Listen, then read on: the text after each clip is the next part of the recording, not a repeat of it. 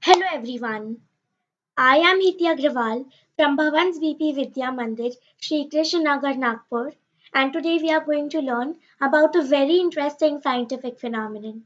Check out the school experiment. I've shined my laser beam to two glasses of distilled water. In the first glass, I have added some sugar and stirred it well so that it's dissolved, and in the second glass, I have added nothing. Notice that we don't see any beam or the path of light. Now let us look at the second picture. In the second picture, in the second glass, I have added some milk, and as we add milk, we can see the path of light. Why do we see the path of light when we add milk? But why don't we see it when we add sugar to it? Let us find out. This happens due to the scattering of light known as the Tyndall effect. Tyndall effect was discovered in 1876 by a 19th century Irish physicist John Tyndall. Tyndall effect is the scattering of light when a light beam passes through a colloid. The scattering depends upon the frequency of light and the density of particles. Now, what is a colloid? A colloid is a substance microscopically dispersed throughout another substance. It is non transparent, non uniform, and is made up of large particles. Now, to understand this better, we must know what is scattering of light. So, now when we see the first glass, we don't see the path of light.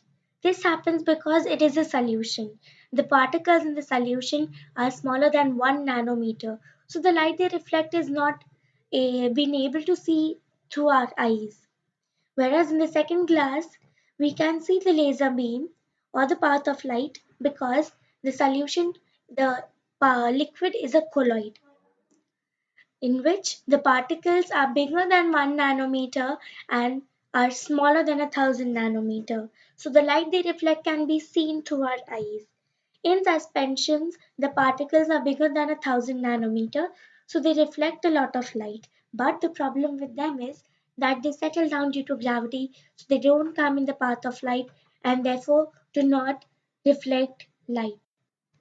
Where do we observe Tyndall effect in our day-to-day life? The visible beam of headlights in fog is caused by Tyndall effect. The water droplets scatter light, making the headlight beams visible. Sunlight path becoming visible when lots of dust particles passing through the canopy of a dense forest. One of the most fascinating Tyndall effect examples is the blue colored iris. The primary difference between blue, brown, and black colored irises is the amount of melanin in one of its layers. The layer in a blue iris has relatively low amount of melanin in it when compared to a black iris, making it translucent. The translucent layer over the iris causes the scattering of blue light, making the iris look blue. Isn't that amazing? Now let us see some applications of Tyndall effect. Tyndall effect is used in determining the strength of concentrations. That is the basic concept of nephelometer. It is used to determine the particle size of aerosol.